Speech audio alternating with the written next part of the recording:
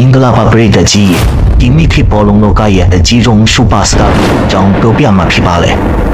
သူ့နာမည်လေးပဲပြောလိုက်ရင်ကမ္ဘာပေါ်မှာဘောလုံးကြီးတဲ့တူလောင်တီးကြပါလေခရစ္စတီယာနိုရိုနယ်ဒိုဒီတစ်ခါတော့သူ့ရဲ့နေပေါ်ကခက်ခဲ၍စတာဒီရဲ့နေကမယုံနိုင်စရာဟောင်းမြင်မှုတွေ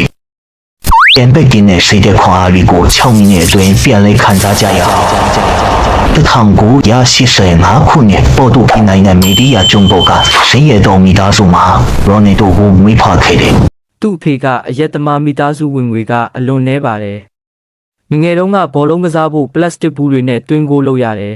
။ဒါပေမဲ့သူ့မှာအိမ်မက်ကြီးတစ်ခုရှိတယ်။အသက်12နှစ်မှာလစ်ဘွန်မြို့က Sporting Club စီရောက်သွားတယ်။ဒါပေမဲ့သူ့ရဲ့ထူးခြားတဲ့လေယူလေသိန်းကြောင့်ကျောင်းတငယ်ချင်းတွေလှောင်ပြောင်ကြတယ်။အဲ့ဒီအချိန်မှာသူငိုခဲ့ဘူးတယ်။ဒါပေမဲ့ပြန်မလှည့်ဘူး။ဘောလုံးနဲ့ပဲသူလက်စားချေဖို့ဆုံးဖြတ်ခဲ့တယ်။ဒါဟာရိုနယ်ဒိုရဲ့ပထမဆုံးအောင်ပွဲပါ။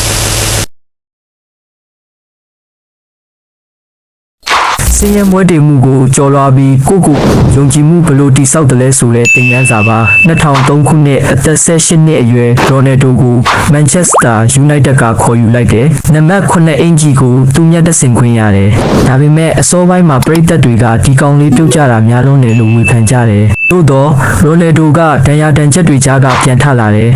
အဲ့ဒီကစပြီးသူ့ရဲ့စီကံကြီးတဲ့ဘဝနေထိုင်မှုတစ်နေ့ကိုအနားယူခြင်းမရှိဘဲလေ့ကျင့်တာပြိုင်ဘက်တွေမလုံနိုင်တဲ့ free kick တွေကိုစတူဒီယိုအဖြစ်ပြောင်းလဲနိုင်ခဲ့တယ်။မန်ယူမှာ Premier League 3 ကြိမ် Champions League 1 ကြိမ်ရခဲ့တယ်။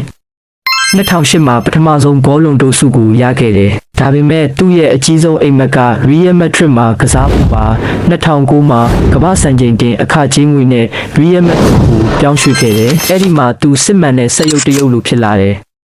ရာသီတစ်ခုကို950အထက်အမြဲသွင်းတယ်450ကျော်နဲ့ရီရဲရဲ့ဂိုးသွင်းရှင်ဖြစ်သမိုင်းဝင်ခဲ့တယ်ဒါပေမဲ့သူ့ရဲ့အားသာချက်ကဂိုးတွေကြီးမဟုတ်ဘူးအချိန်ပိုင်းခုန်နိုင်စွမ်းစိတ်သက်ခွန်အားဥပမာ2018ချန်ပီယံလိဂ်မှာဂျူဗင်တက်ကိုသူ့ရဲ့နောက်ပြန်ကန်ချက်ကိုနဲ့အနိုင်ယူခဲ့တယ်အဲ့ဒီဂိုးကိုဂျူဗင်တက်ပရိသတ်တောင်လက်ခုပ်တီးခဲ့ရတယ်ဘောလုံးအကြောင်းတန်းကြီးပြောရင်ရိုနယ်ဒိုကနယူကာဆယ်ကိုfree kick သွင်းပြီးကိုယ်တိုင်ခေါင်းမှာငြိမ်နေလို့ပြောခဲ့တဲ့အခိုက်အတန့်ကိုဘယ်သူမှမမြင်ရနိုင်ခဲ့ပါဘူးရိုနယ်ဒိုရဲ့ဘဝဟာဘောလုံးသမားတစ်ယောက်ရဲ့ဇလန်းတင်မကဘူးစီကန်းဆွဲနဲ့ကိုဘယ်တော့မှအရှုံးမပေးတဲ့စိတ်ဓာတ်ရဲ့သင်ခန်းစာပါဒီနေ့အထိအသက်30ကျော်မှတောင်ကမ္ဘာအကောင်းဆုံးအားကစားသမားတွေနဲ့ရှင်ပြိုင်နေတော့မယ်ဒီဗီဒီယိုကိုကြိုက်နှစ်သက်ရင် like နဲ့ subscribe လုပ်ခဲ့ပါ